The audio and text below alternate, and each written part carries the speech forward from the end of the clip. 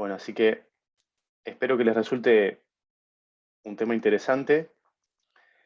Yo hace quizás unos 20 años estoy dando clases de ingeniería de software y siempre los conceptos fundamentales de la ingeniería de software, cómo gestionamos a los equipos, los cambios, los requisitos, cómo hacemos el testing, aseguramos la calidad, han sido los temas que me han preocupado enseñar. Este, he tenido a veces un pie en la industria, a veces un pie académico, también como investigador, ¿no? Y bueno, esto es algo que ha ido cambiando, porque también nuestra disciplina ha cambiado con el tiempo. Entonces, bueno, ya tengo unos años y quiero dejarles algunas reflexiones sobre cómo pienso que podemos enseñar. La primera pregunta que nos tenemos que hacer es, ¿qué es la ingeniería de software? ¿No? Pero, ¿cómo la definimos de verdad hoy en día, en profundidad? ¿Qué es lo que significa la ingeniería de software hoy? Creo que las definiciones que tenemos en los libros a veces están no desactualizadas, pero ponen el énfasis en otros aspectos. Por ejemplo, en el proceso, o ponen énfasis en las técnicas o en la teoría que aplicamos. Yo creo que la definición de ingeniería de software, como en cualquier área de la ingeniería, pero más en una que está cambiando, debe ser revisada. Tenemos que cuestionarnos, porque eso es lo que nos va a ayudar a enseñar mejor. Me parece que poner solamente la mirada en el enfoque es un error. A veces le decimos a nuestros alumnos, profesionales en formación, es un enfoque sistemático, disciplinado, cuantificable, un enfoque científico, un enfoque de la ingeniería, pero nos quedamos solamente con el enfoque y nos olvidamos que en realidad la ingeniería en su esencia es producir soluciones. Si nosotros no producimos una solución de valor para nuestros clientes y usuarios, no estamos haciendo ingeniería. O sea que ingeniería no está solamente en el enfoque y no está solamente en ser sistemático. Por supuesto que eso también nos permite lograr objetivos de calidad y que esos objetivos sean repetibles en el tiempo. Pero tenemos que quizás mirar más cómo generamos valor y si realmente nuestro proceso, nuestros enfoques están produciendo esas soluciones a problemas complejos que tienen los usuarios. Y lo otro que no podemos perder de vista, yo creo que esto lo tenemos claro en ingeniería de software, es el elemento humano de la solución, que es una solución que se desarrolla por equipos que ponen mucho de su capacidad intelectual y de su relacionamiento en el producto de software, y que son siempre, siempre equipos interdisciplinarios. ¿Qué quiere decir esto? Que uno no desarrolla solo software, siempre lo hace como un fenómeno social, y siempre lo hace en un equipo que tiene relación con otras disciplinas, o que incluso incorpora a esas otras disciplinas como parte del equipo. No podemos hacer software en una burbuja técnica o de cultura técnica. No podemos hacer software solo con programadores. No podemos hacer software solo con programadores o testers, pero que no saben de un negocio. No podemos hacer software sin los usuarios y los clientes que nos van a dar demandas de calidad más claras que nosotros no conocemos a priori. El software siempre se desarrolla en ese contexto interdisciplinario y que, bueno, es una complejidad social y humana sumada a la complejidad técnica que tiene el desarrollo. Y aquí, para mí, está la palabra que le voy a dar más énfasis en esta presentación. Tecnología. ¿Qué rol tiene la tecnología en la enseñanza de la ingeniería de software? A veces nosotros tenemos como la ingeniería en un escalón y en uno un poquito por debajo la tecnología, como un elemento accesorio, como un elemento que es necesario para la ingeniería poder desarrollar su solución, pero que no es tan importante, que no es tan importante como la teoría, por ejemplo, o que no es tan importante como el proceso o la metodología de desarrollo de software que proponemos. Yo creo que esto tenemos que cambiarlo. Tecnología e ingeniería son términos íntimamente asociados. No puede haber ingeniería si no hay tecnología que permita desarrollar la solución. Para poder cumplir con los requisitos de calidad y para poder realizar una producción en forma eficiente, necesitamos de la tecnología. No es un elemento a posteriori o no es un elemento accesorio, es un elemento esencial para poder lograr nuestros objetivos de calidad con restricciones de costos, para hacer la producción eficiente. necesitamos las herramientas adecuadas y las tecnologías adecuadas para poder desarrollar la solución, para poder desplegar la solución. Y necesitamos que los equipos que desarrollan esa solución, además de sus capacidades intelectuales, su manejo teórico, tengan también un manejo tecnológico. Y acá es cuando aparece un concepto que a nosotros, a los académicos, nos cuesta un poco, que es el de estado del arte. El estado del arte es algo que en tecnología cambia con bastante velocidad, más que las que nos gustaría desde un ángulo teórico. El estado del arte lo define la industria, no lo define la academia. El estado del arte es lo que responde más adecuadamente a las necesidades de calidad que tienen nuestros clientes. Entonces, el estado del arte no es una derivación de la teoría.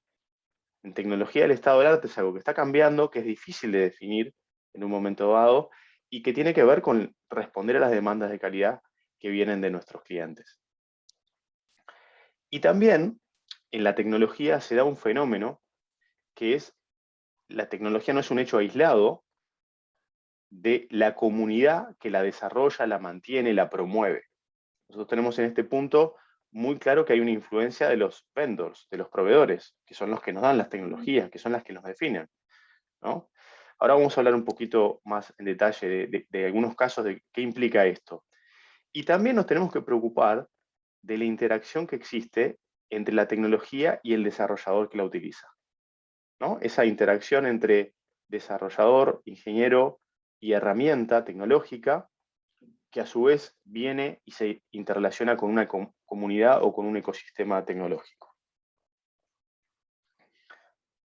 Bueno, y ahora bajando un poquito más en detalle para hablar de cuestiones concretas. ¿Qué y cómo enseñamos ingeniería de software? ¿No? ¿Cuáles son las formas adecuadas de enseñar? ¿Cuáles son los contenidos adecuados para enseñar?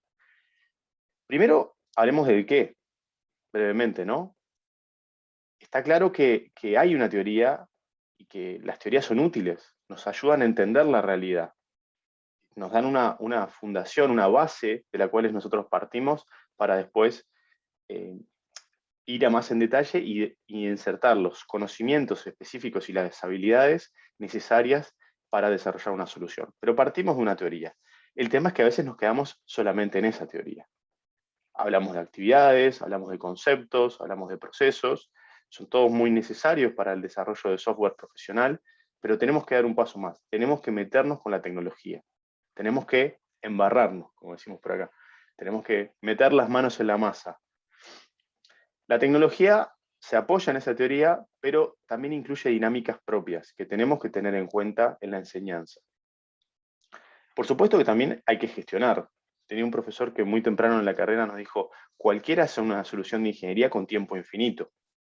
El desafío es hacerla bajo restricciones de recursos, ¿no? Con tiempos y costos acotados, y hacerlo en equipo, porque hoy en día las soluciones desarrolladas por un ingeniero en forma individual son una excepción, ¿no? También tenemos que sacarnos la idea del desarrollador crack, del genio, del que puede con todo. Esto es un trabajo en equipo, y a veces en equipos grandes, y es un fenómeno social.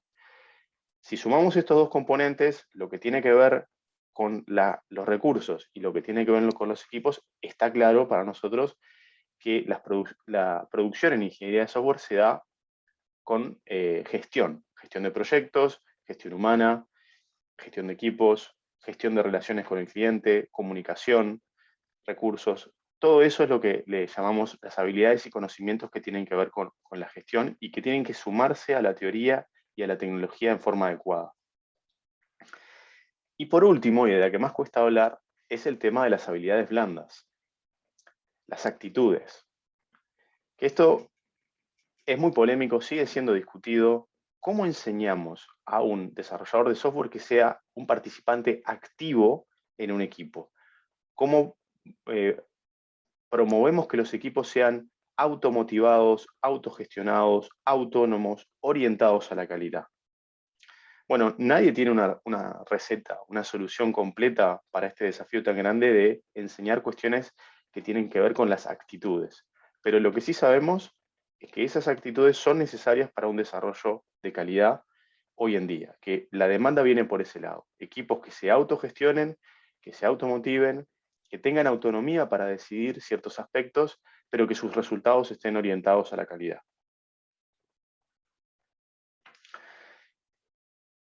Creo que dicho esto, y esto no es una novedad para los que seamos ingeniería de software, el aprendizaje basado en proyectos es una estrategia pedagógica adecuada para la ingeniería de software, para la enseñanza y el aprendizaje de la ingeniería de software. El aprendizaje basado en proyectos en ingeniería de software se discute en los journals de educación desde hace más de 20 años. O sea que tampoco esto es algo nuevo, ¿no? Desde distintos puntos de vista, distintas formas. Pero lo que pasa es que esto ha evolucionado también a medida que la propia ingeniería de software ha evolucionado. Nosotros en la Universidad Bort hemos elegido en las materias de ingeniería de software un fuerte énfasis en proyectos. En todas las asignaturas, en todos los cursos, utilizamos proyectos reales para problemas realistas, a veces incluso con un cliente real. Esto lo hacemos mucho en los proyectos de fin de carrera y a veces en algunos cursos intermedios. Siempre con un problema real, con un cliente real que demanda valor. Y en otras materias, por lo menos con un problema de características reales que le planteamos los docentes. Esto no es sencillo, porque esto implica utilizar desafíos abiertos, no soluciones únicas, no problemas delimitados artificialmente por el docente. Son problemas donde el equipo que desarrolla tiene que activamente delimitar el alcance y buscar oportunidades de valor. Y a nadie le gusta trabajar en la incertidumbre. Entonces el aprendizaje basado en proyecto tiene que tener claro que también en las restricciones pedagógicas, en los marcos que impone la universidad, en las demandas que tienen los alumnos y docentes, vamos a tener que manejar esa incertidumbre. Para nosotros el aprendizaje basado en proyectos también es una oportunidad de plantear tecnología que esté en el estado del arte. No buscarle más vueltas a eso. La tecnología en el estado del arte es la que nos va a poder permitir responder a las demandas de valor. Y también es un escenario que nos permite la aplicación integral de los conceptos, no una aplicación artificialmente segmentada en actividades. Por ejemplo, una segmentación artificial que a veces podemos tener es, bueno, hagamos solamente un ejercicio de ingeniería de requisitos, o hagamos solo un ejercicio de testing, o hagamos solo un ejercicio de diseño de software. Trabajar en un proyecto implica abarcar todo el ciclo en la medida de lo posible y tener software entregable de valor para un cliente en las etapas finales. Y también claramente, estas cuestiones que tienen que ver con las habilidades blandas, con las actitudes, con la gestión, tenemos un escenario adecuado para trabajar sobre ello. Y el proyecto debería ser siempre también realizado en trabajo en equipo.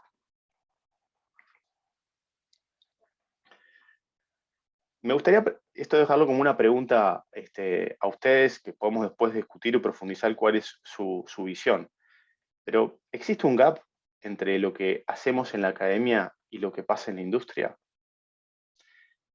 Yo creo que este gap siempre existe, que es inevitable, que hay una tensión constante en los que trabajamos en cualquier rama de la ingeniería y cuando estamos manejando la tecnología como una forma de intercambio de ese conocimiento.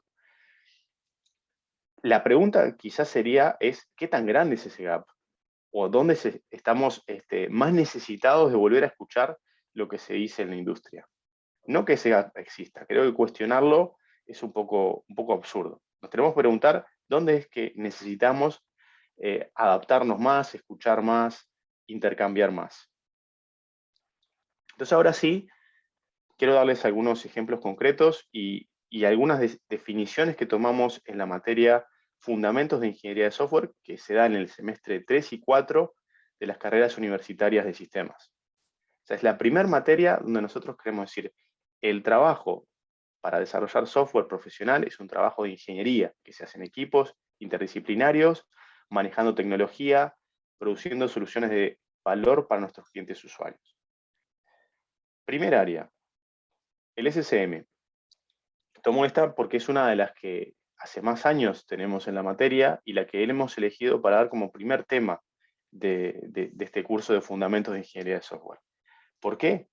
porque el SCM, el Software Configuration Management, establece una infraestructura de equipo y nos da una visión transversal al proyecto de software. Yo les digo a mis estudiantes cuando planteamos este tema que hacer SCM, hacer versionados, identificar elementos de la configuración, hacer releases, es algo que está en cierto grado fuera del debate metodológico. Esto no hay nadie que cuestione que se debe hacer y que tiene un impacto en la calidad.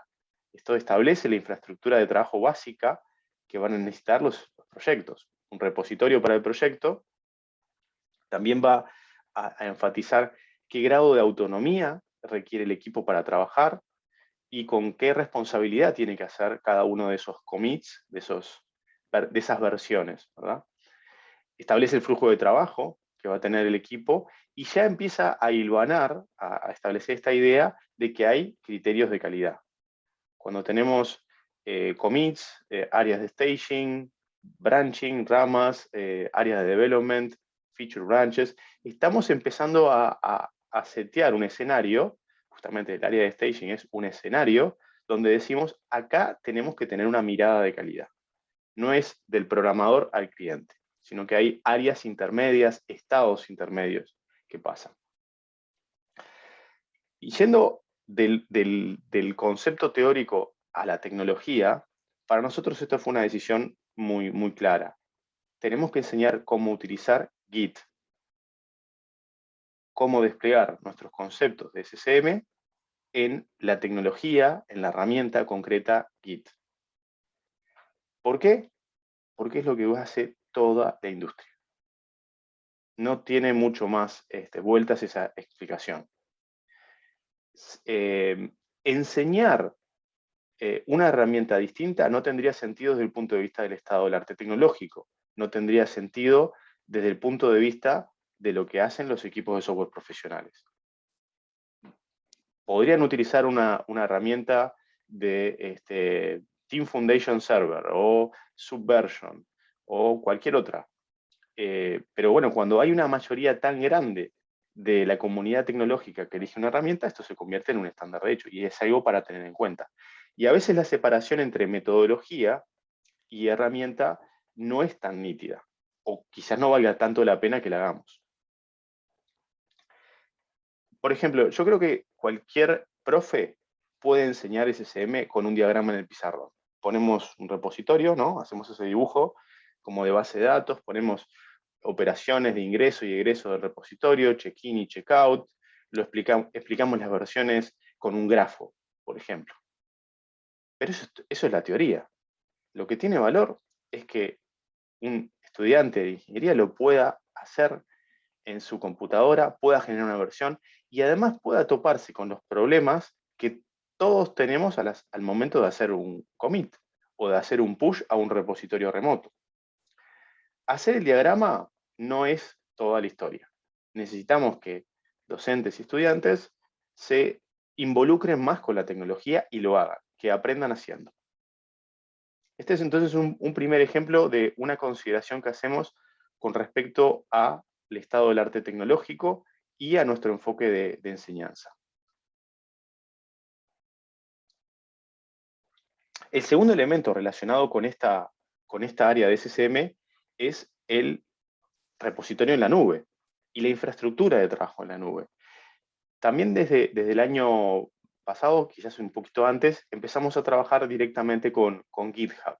Es decir, no solamente tener repositorios Git locales o en un servidor cualquiera. Explícitamente mencionar a GitHub como un lugar común de convergencia para los proyectos de software, para los equipos. Esto además está disponible para los equipos en general, porque cualquiera puede crear un repositorio público o privado en GitHub. Hay muy pocas restricciones para hacerlo. No solamente es usado por comunidades open source, sino también por muchas empresas y muchos equipos independientes. Y está disponible para que lo utilicemos también a nivel educativo. Es una forma muy fácil de setear una infraestructura de trabajo en equipo en la nube. Pero también tiene más cosas, además de Git. Por ejemplo, podríamos manejar issues y pull requests.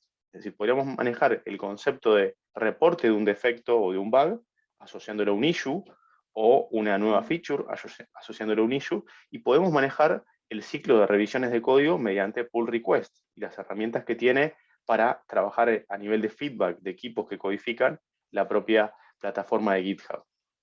También podemos manejar documentación dentro del repositorio y podemos utilizar el formato Markdown, que es un formato muy sencillo de usar porque está basado en texto plano, y es por defecto como muchos equipos de software documentan su proyecto. Incluso podemos estimular a los estudiantes que tengan un perfil de desarrollador en GitHub y que eso muestre sus contribuciones en distintos proyectos públicos. Me cambio a una segunda actividad, a una segunda área que tiene que ver con la enseñanza de la ingeniería de software, que es la de construcción, programación o implementación. Lo podemos llamar de varias maneras. Creo que lo importante es que esto nos vuelve a recordar que lo importante de la ingeniería es construir un producto. No es solo diseñarlo, no es solo pensarlo, conceptualizarlo, es construirlo y que funcione. Si no, no hay forma de que agregue valor. Para la construcción sabemos, por un lado, que nosotros necesitamos un lenguaje de programación y necesitamos de la infraestructura para que ese software se pueda desarrollar y ejecutar en producción. Sobre el lenguaje de programación también hay que tomar una decisión de ingeniería. Esto no nos podemos olvidar. No todos los lenguajes son iguales, no hacen las mismas cosas. Por más que sean, desde el punto de vista lógico, similares, pueden tener diferencias en cuanto a la comunidad de desarrolladores que les puede dar soporte. La mantenibilidad es un atributo esencial en la producción de software. Entonces, yo no lo decido solamente por las características del lenguaje, lo decido también por la posibilidad de una comunidad de ingenieros de software que al conocer ese lenguaje y sus APIs, ahora voy a hablar un poco más de eso, permite la evolución de un sistema de software. Hoy en día, JavaScript es el lenguaje del mundo, ¿no? Tiene una historia muy singular. Nadie de nosotros los veteranos íbamos a pensar que un lenguaje de scripting y que funcionaba dentro de un navegador, ¿no? Su origen en Netscape, como JavaScript, iba a convertirse en lo que es hoy. Tiene una historia muy singular, un recorrido único, raro, les diría, ¿no? Pero hace unos meses yo reflexionaba que JavaScript es el lenguaje que funciona en todos los navegadores, en todos los celulares, en todos los servidores. Es el lenguaje del mundo. Todos tenemos un dispositivo o varios dispositivos en este momento, en el lugar donde estemos, donde se interpreta el código JavaScript. Eso es algo que nunca había pasado en la historia. Antes un lenguaje lo teníamos que compilar con un compilador que estuviera implementado en un determinado sistema operativo. Por supuesto que hace tiempo que existen lenguajes de propósito general muy potentes y con una amplia disponibilidad en distintas plataformas, ¿no? C++, o Java, o .NET. Cada uno con sus propias limitaciones, pero siempre estamos acotados a una plataforma. Con JavaScript la historia es distinta, y es mucho más universal que eso. En cada navegador de cada celular se ejecuta el código JavaScript. En cada servidor de los que hay por el mundo puede haber una instancia de Node.js ejecutando código JavaScript y seguramente lo haya. ¿Ah? Esto no es una exageración, es una constatación de una realidad que a veces nos cuesta, ¿no? En este mundo que vivimos con tanto cambio. La historia de JavaScript, creo que lo más significativo de decir es que es realmente el lenguaje de la web, ¿no? Es realmente el lenguaje de la web, pero pasa al servidor cuando se inventa un runtime que lo permite ejecutar por fuera del navegador, y también pasa al dispositivo mobile en la medida que tenemos también un navegador en una instancia mobile que es igual de potente que el que tenemos en cualquier otro sistema operativo de escritorio. Eso es importante también. Acá no estamos hablando de un lenguaje que sea más o menos potente según el dispositivo que lo ejecuta. Y por otro lado tenemos un lenguaje que por la evolución que ha tenido, y esto es algo de los últimos 5 años, se ha estandarizado, es un lenguaje de programación multiparadigma, o sea, aquí podemos tener tanto programación funcional como orientada a objetos, e incluso variantes de esas cosas. Y bueno, es un lenguaje que, más allá de que nos recuerde su singular historia, es importante y es el más utilizado. El otro elemento que tenemos que seleccionar para nuestras construcciones en qué contexto ejecuta el software. El software no es solamente el lenguaje de programación. El software ejecuta en un contexto y además el software requiere para un desarrollo profesional no solo de lo que sería las capacidades básicas del lenguaje de programación, sino que requiere de las APIs, las librerías que nos permiten desarrollar una aplicación completa, ¿no? Por el lado del runtime, del entorno de ejecución, bueno, para ejecutar JavaScript necesitamos eso. Hoy Node.js nos ofrece esa posibilidad de que el software ejecute en un contexto, y esto es un gran invento, también relativamente reciente de nuestra historia de la computación, pero muy relevante. Por el lado de las librerías y de la posibilidad de contar con más utilidades y extender a nuestro lenguaje, hoy en día el ecosistema de paquetes que provee Node.js al desarrollador, estamos hablando de cientos de miles, sino de millones de paquetes disponibles. Es un ecosistema que crece todo el tiempo, crece orgánicamente, esa palabra que usamos a veces para referirnos a cosas que van creciendo solas, ¿no? Como en la biología. Bueno, fíjense cuántos paquetes están registrados en NPM, en el Node Package Manager, ¿no? Es algo único también en la historia. No solamente es un fenómeno fruto un poco de la tendencia open source para mantener las herramientas de desarrollo en un crecimiento orgánico, sino que también es un fenómeno muy propio de la comunidad de Node.js y de lo que está pasando en el entorno del desarrollo en JavaScript. Entonces acá yo sumo estos dos elementos: el lenguaje de programación, que hay que seleccionarlo para plantear un curso de ingeniería de software, y el contexto de ejecución, el runtime, que es Node.js. Si vamos a plantear un curso de enseñanza de la ingeniería de software, tenemos que tomar una decisión de cuál es nuestro contexto de construcción.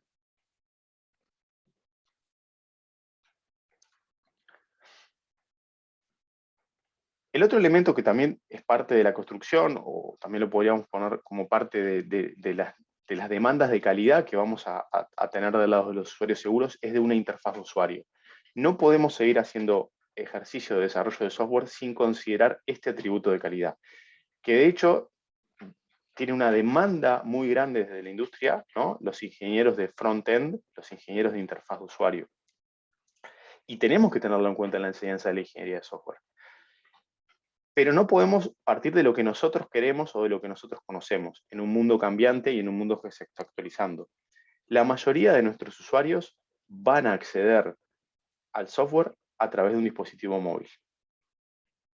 Eso es una realidad que a los que tenemos un laptop enfrente, como somos todos nosotros ahora, a veces nos cuesta aceptar, ¿no? Pensamos que el software tiene que vivir en pantallas más grandes, en sistemas operativos más potentes, en computadoras más completas. Y la verdad es que el software vive en un mundo muy disperso, que es una combinación de la nube y el dispositivo móvil que tiene el usuario en su mano, en su bolsillo. Y el ser mobile first es una necesidad. No es un elemento opcional de la interfaz de usuario. Tenemos que enseñar cómo desarrollar interfaz de usuario tomando como punto de partida que lo primero que va a tener el usuario es un dispositivo móvil. Pero no nos podemos quedar ahí. Además tenemos que tener en cuenta de que la interfaz de usuario tiene que ser adaptable en distintas pantallas. Un gesto que a veces suelo hacer es que los usuarios a veces están con el celular así, así, así. A veces están con una inclinación distinta, a veces tienen más luz ambiente, menos luz ambiente, a veces están en movimiento, están arriba de un bus, ¿no? Están andando en bici. ¿Cuántos de nosotros vimos en la última semana a alguien en bici o en auto consultando su celular? Entonces, la interfaz de usuario tiene que ser muy adaptable a distintas pantallas, a distintas situaciones en que se encuentra el usuario, y además debe ser multiplataforma, porque debe funcionar en varios dispositivos y que yo no conozco a priori cuáles van a ser. Yo tengo poco control sobre estos dos fenómenos que me requieren adaptabilidad y posibilidad de que la interfaz de usuario sea multiplataforma. Y por supuesto que requiere de atributos que nosotros conocemos de toda la vida, como la usabilidad y la accesibilidad. Pero tenemos que tratar de que estos atributos dejen de ser un titular o una teoría y pasen a la práctica. ¿Cómo evaluamos la usabilidad de nuestro sistema y cómo realmente comprobamos que que son conformes con estándares de accesibilidad.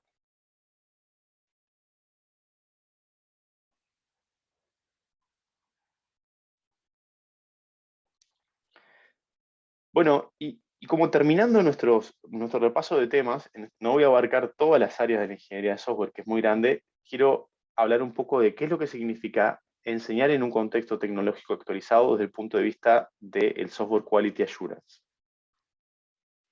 Nosotros tratamos de que haya una visión de que la calidad no es solamente un concepto externo, no solamente son los atributos percibibles por el usuario, sino que también hay una idea de calidad interna en la construcción de software.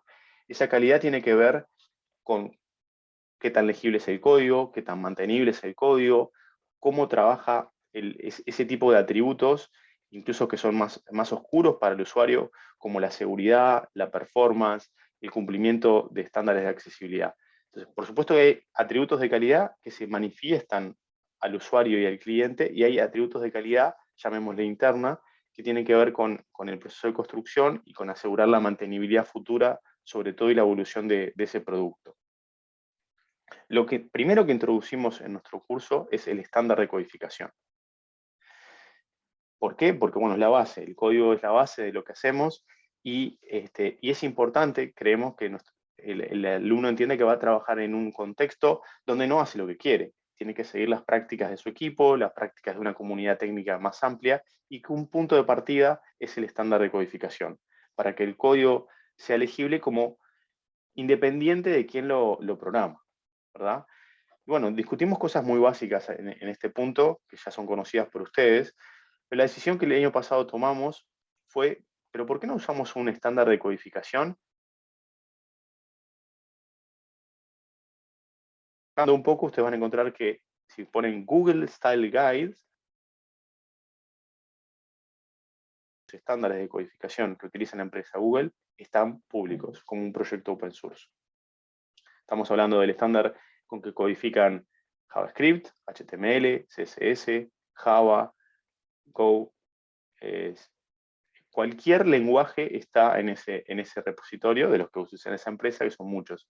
Y creo que para cualquiera de los que estamos en un contexto de enseñanza, justamente para enseñar la importancia de la estandarización, es mejor recurrir a esos estándares industriales que a definir uno propio. Estamos quizás hasta contradiciendo la idea de la estandarización cuando estamos usando uno propio. Y por supuesto, cuando hay una comunidad, por ejemplo, vinculada a un lenguaje de programación específico o un ecosistema, como puede ser Node.js, vincularnos a los estándares y a las prácticas de codificación que utilizan esa comunidad. Con el caso de JavaScript tenemos una dificultad, que es este hecho de que es un lenguaje multiparadigma y yo les diría incluso multiestilo, multiestándar, ¿no? Hay muchas formas distintas de hacer las cosas en JavaScript y eso nos va a dar un problema, va a ser un desafío, pero es algo con lo cual podemos empezar a lidiar si elegimos adecuadamente el estándar de JavaScript y también, bueno, con qué criterios vamos a hacer la codificación. No es lo mismo CommonJS que ECMAScript, por ejemplo. No es lo mismo utilizar clases, objetos prototipo, que no utilizar nada. Entonces, esas son definiciones importantes y ahí podríamos hablar también no solo de los estándares de estilo del código, sino de las prácticas de codificación que utilizamos. Yo creo que normalmente acotarlo es mejor para establecer un contexto de enseñanza y que nos ayude a enfocarnos en los resultados de un proyecto y no en el cómo. Tampoco se trata de dar un curso de cada una de las posibilidades que tiene desde el punto de vista del lenguaje de JavaScript o desde el punto de vista teórico, ¿no? Estamos hablando de producir una solución y no enseñar un lenguaje de programación. Tenemos hoy en día la posibilidad de hacer análisis estático de código con herramientas muy potentes, ¿no? Los famosos linters, o las herramientas que analizan el código de una perspectiva estática, sin compilarlo o sin ejecutarlo, como hace el debugger. Tenemos que introducir en la enseñanza de la calidad de código el uso de estas herramientas, ¿no? Que son los linters. Están disponibles para cualquier lenguaje y, bueno, en el caso de JavaScript, por ser tan utilizado, hay varios linters disponibles. Y también acá introducir el concepto de test unitario. Hoy en día un equipo de software profesional no considera hacer codificación, que es un producto muy frágil, eso ya lo sabemos, sin la idea de que haya un test unitario asociado a cada una de las unidades de código que se produce, ¿no? Para cada clase hacer su correspondiente prueba unitaria. Para Java y para todos los lenguajes estables está muy establecido cuál es su framework de test unitario, ¿no? Como JUnit para el caso de Java. En el caso de JavaScript, como siempre vivimos en un mundo un poco más difuso, un poco más diverso, un poco menos estable, pero hoy en día contamos con Jest, por ejemplo, así como con otros frameworks que son bastante adoptados por la comunidad y que implementan bien ese paradigma de Test-Driven Development donde hacemos la prueba unitaria. Y bueno, esta discusión sobre herramientas la puse en la parte de calidad, pero realmente el tema de las herramientas o el tooling podría afectar cualquiera de las áreas de ingeniería de software. Ya hablamos un poco de Git y de su importancia. Pero bueno, voy a hablar específicamente del tooling de codificación, que es lo que más utilizan los desarrolladores y probablemente donde tenemos que poner más la mirada en la calidad y cómo ese tooling, esas herramientas, ayudan o no a construir software de calidad. Todos sabemos que juega un rol importante la IDE, el entorno integrado de desarrollo, ¿no? Capaz que utilizamos IntelliJ cuando trabajamos con Java, o NetBeans, o Visual Studio. Son todas IDEs muy potentes, muy potentes. Todas tienen un debugger bien integrado, todos tienen otras herramientas de análisis de código, IntelliSense, autocompletar, muchísimas cosas que nos ayudan, si las usamos bien, si las usamos en un contexto de orientación a la calidad, a desarrollar bien software, ¿no? Y ejecutarlo y aprobarlo. Son herramientas que cubren mucho más que el ciclo de desarrollo si las usamos bien. El ciclo de codificación, me refiero, que cubren varias etapas que tienen que ver con la ingeniería de software. Pero bueno, cualquiera de las que mencioné como IDE podrían ser utilizadas en un curso de ingeniería de software. Creo que tiene más que ver con cómo lo enseñamos a alguien que lo está viendo por primera vez, como está saliendo de un editor básico a ver algo que le ofrece algunas funciones más avanzadas, cómo las integra en su disciplina de trabajo. Nuestra elección, y esto responde también a lo que pasa en la industria, a lo que tiene que ver con el estado del arte tecnológico, fue Visual Studio Code. Visual Studio Code fue una muy buena sorpresa, porque bueno, es una herramienta open source que seguramente ustedes conocen, pero donde se ve claramente que menos es más. Que se ve que tener un editor liviano y extensible, mediante un ecosistema de extensiones muy robusto, es algo que ha sido muy adoptado y hasta querido por los desarrolladores, ¿no? A mí me llama muchísimo la atención cuando entro en una extensión de Visual Studio Code, que veo que fue descargada por millones de desarrolladores. Millones. Hay algunas extensiones de Visual Studio Code que están en esa categoría. También, obviamente, esto ya está preparado para tener un soporte out of the box en JavaScript, lo cual lo hace tiene una instalación muy fácil, tiene una actualización muy fácil, es una herramienta que se mantiene muy actualizada, está muy bien documentada cuando uno quiere dar sus primeros pasos en cualquier lenguaje de programación. Esto también nos muestra que el ecosistema de personas y las comunidades que están detrás de estas herramientas son tan importantes como la herramienta en sí. Acá no estamos hablando de una empresa, estamos hablando de un proyecto open source que tiene una comunidad muy grande por detrás, ¿no? Nosotros lo que enseñamos en Visual Studio Code no es solamente a un alumno que individualmente se lo descargue, lo utilice o que lo utilice de determinada manera. Lo que hacemos énfasis es en que el equipo lo configure como equipo. Es decir, que defina la configuración común que el equipo va a tener con esta herramienta y que la guarde también en su repositorio Git. Si, por ejemplo, un equipo toma una decisión muy concreta, que tiene que ver con el estándar de codificación y cuántos espacios de indentación va a tener el código. Bueno, esa configuración tiene que ser reflejada en la herramienta de desarrollo y resguardada por el equipo como un elemento común que cohesiona y que orienta a la calidad del equipo. la calidad se construye desde la base, desde las decisiones más básicas. También otra cosa que nos ha resultado muy buena es cómo esta herramienta se complementa con muchísimos tips prácticos que están publicados por la propia comunidad, hasta en videos de YouTube. Cómo ir más rápido con Visual Studio Code. Y eso es algo que hasta el propio alumno lo termina entusiasmando mucho. A sentir como que su distancia entre lo que está haciendo en el semestre 3 de una carrera universitaria y lo que hace un desarrollador no es tan grande, ¿no? Porque está usando la misma herramienta y la misma que discuten desarrolladores profesionales para ganar en productividad.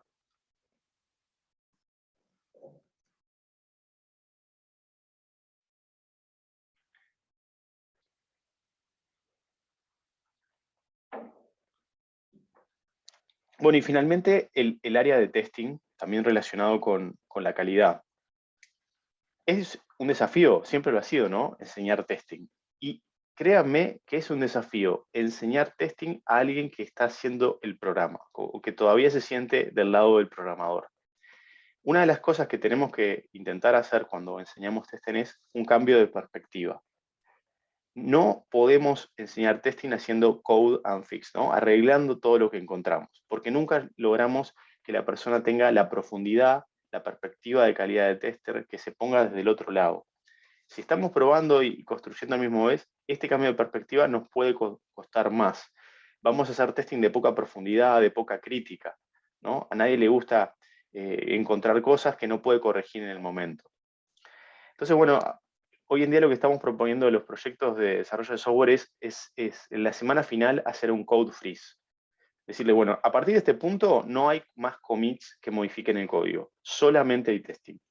Eso nos permite por lo menos generar una independencia del testing, una mirada distinta, aunque sea por la propia regla que le imponemos al proyecto de software. Con esto también estamos tratando de simular un entorno real, donde no tiene sentido mantener en la inestabilidad al producto hasta el mismo momento de la entrega. El testing requiere de productos estables para ser probados. Bueno, introducimos esta idea de code freeze también a nivel del curso. Y también dos cosas. Incluimos el testing exploratorio como una técnica de primer nivel, no solamente técnicas basadas en casos, las tradicionales, la partición equivalente o el análisis de límite. Vamos directamente a la importancia, a la relevancia, a la efectividad del testing exploratorio, de esa mirada basada en la experiencia del tester, pero cuando tiene la curiosidad, la atención al detalle, la iniciativa de explorar. Y en cuanto al reporte, y esto es importante, usar los issues de GitHub. Ni más ni menos que eso, un reporte de defectos utilizando una herramienta como lo haría un equipo de software profesional. Su repositorio está en GitHub, su reporte de issues está en GitHub y se manejan los tags, la asignación, las mismas cuestiones que la herramienta dispone. Si esto se hiciera en otra herramienta, Jira o en cualquier otra plataforma, también sería válido como forma de llevar el reporte de issues al proyecto y al contexto profesional como queremos para la enseñanza de la ingeniería de software.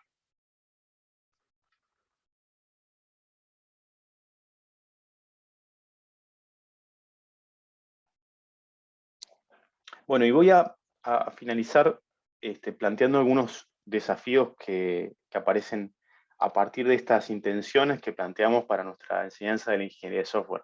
Esto no es un problema resuelto, ni mucho menos. Esto es un desafío muy abierto y cada vez más grande, porque la tecnología va a seguir cambiando, las comunidades tecnológicas van a seguir cambiando. Quizás mi definición de ingeniería de software tengamos que revisarla aún más. ¿En qué medida el elemento humano va a estar vinculado a la producción de software? ¿Cuáles van a ser las nuevas tendencias tecnológicas y las demandas de calidad? Está claro que las demandas de calidad del software del futuro no van a ser las mismas que las demandas de calidad del software de hoy, y por supuesto que las herramientas van a cambiar. Entonces, yo creo que nos enfrentamos a un escenario de cambio continuo y de adaptación, y estoy pensando en los equipos docentes. ¿Cómo hacemos para que un equipo docente esté como permanentemente fuera de su zona de confort, que no se estanque en lo que ya sé dar, ya conozco, es lo que creo que es bueno? Bueno, ¿cómo hacemos para estimular a ese cambio y esa adaptación, y también para que no sea vivida como un drama, ¿no? Las personas requieren cierta seguridad emocional para dar clases, ¿no? Lo mismo que nuestros alumnos necesitan que los saquemos del área, de la zona de confort para poder aprender. Esto lo sabemos, que el aprendizaje se produce ahí, cuando uno lucha con algo que no entiende completamente, que tiene que hacer varias pruebas, que tiene que volver a ejercitar. Tenemos que entrenarnos, pero también los docentes tenemos que salir de esa área de confort, ¿no? Si sabíamos una herramienta de versionado de las de antes, ¿no? Veníamos con Subversion, con SVN, lo más bien, y ahora me ponen esto de Git. Lo tenemos que aprender. ¿Y nos vamos a topar con dificultades? Sí. La respuesta para mí es sí.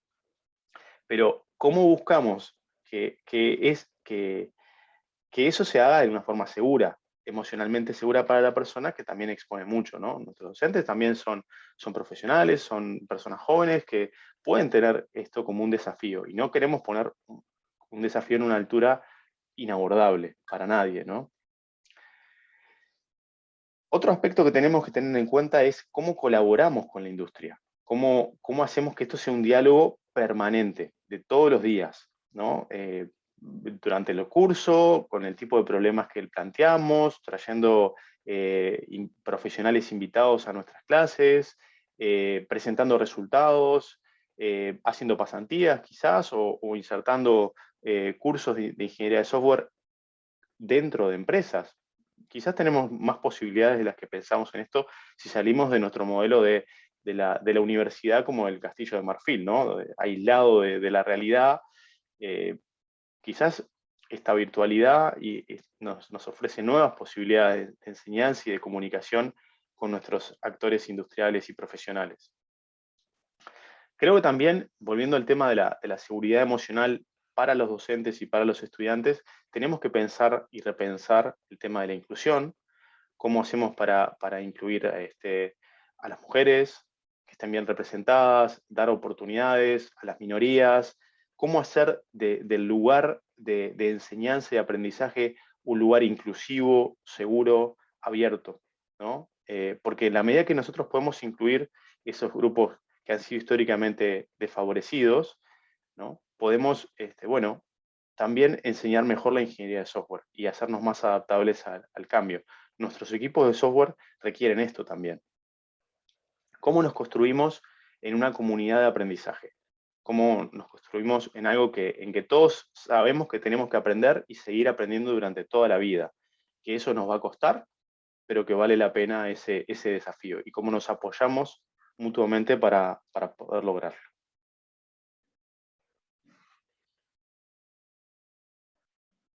Bueno, voy a terminar por aquí y me gustaría Bien, escuchar si tienen alguna pregunta. Alguna me han dejado en el chat. sí, muchas gracias, Martín. Sí, por aquí hay algunas preguntas, a ver si nos da el tiempo a contestarlas. Eh, ¿Cuáles fueron los grandes retos a los que se enfrentaron al incorporar tecnología en la enseñanza de ingeniería de software y cómo los abordaron?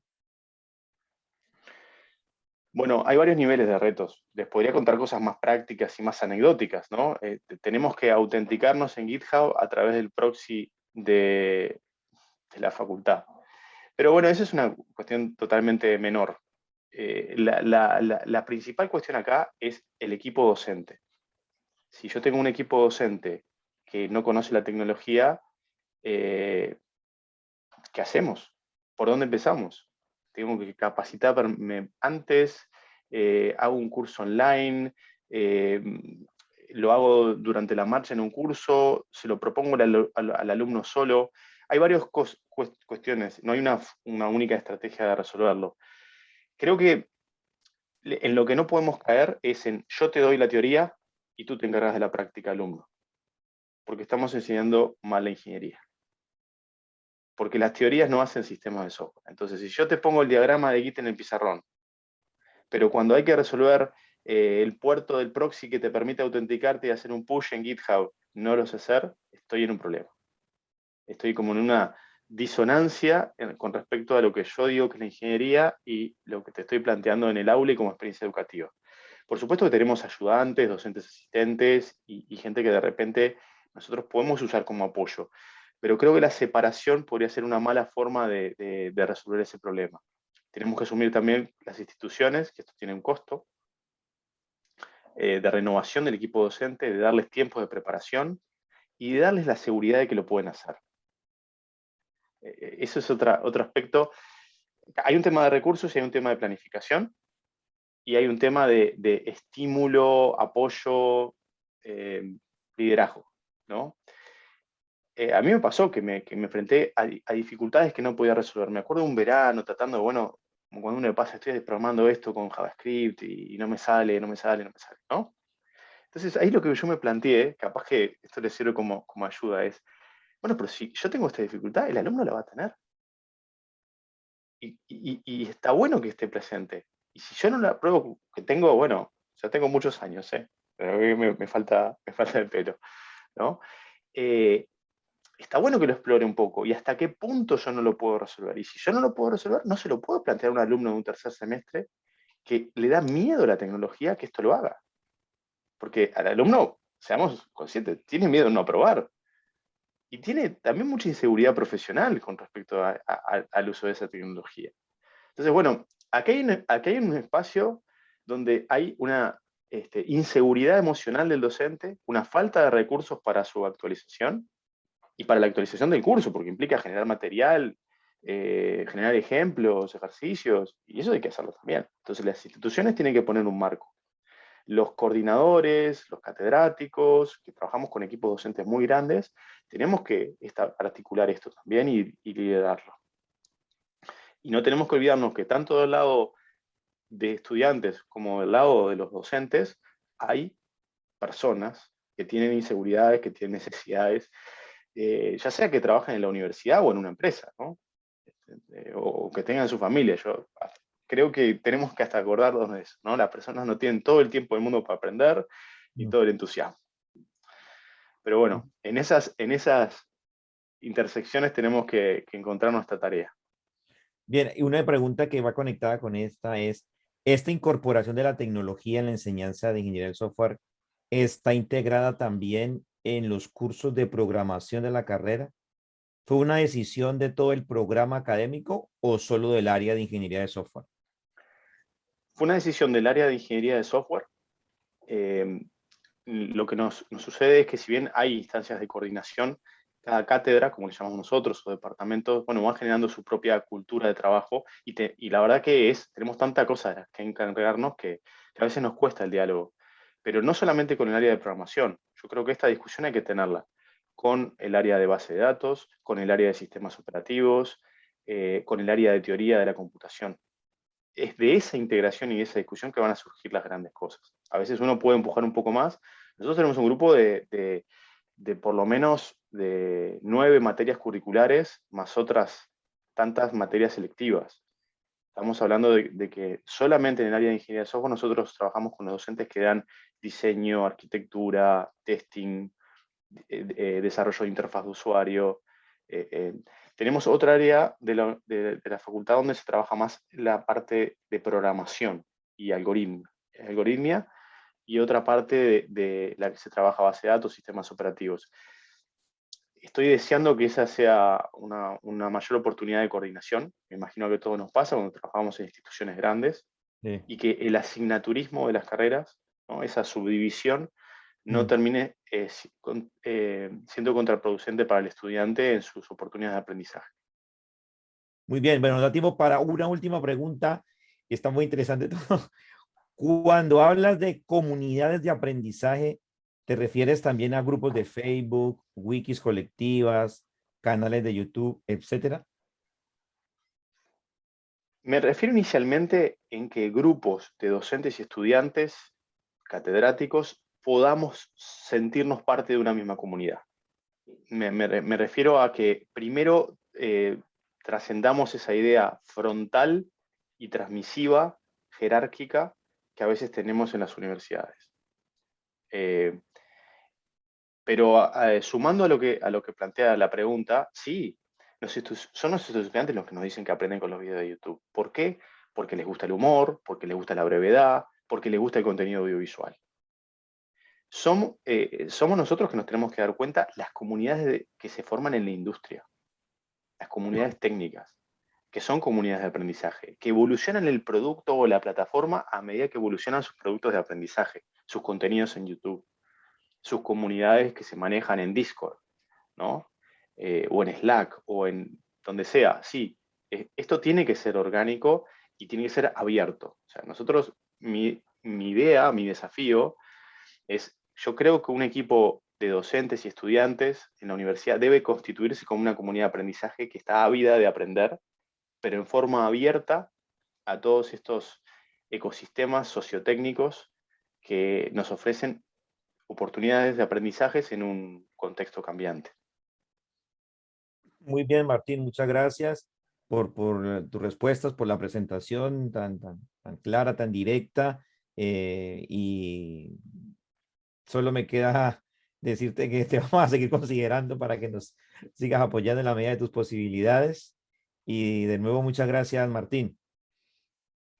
Gracias a ustedes por la invitación y bueno, suerte con el Infonor. Y ya estaremos de vuelta ahí visitando por Chile. Sí, ya viniste por aquí, tengo que volver, y a Copiapó también. Los invito ahora a la sala 1, el workshop de ingeniería de datos y de conocimiento, así que todos vamos para la sala 1. Bien, hasta luego, chao.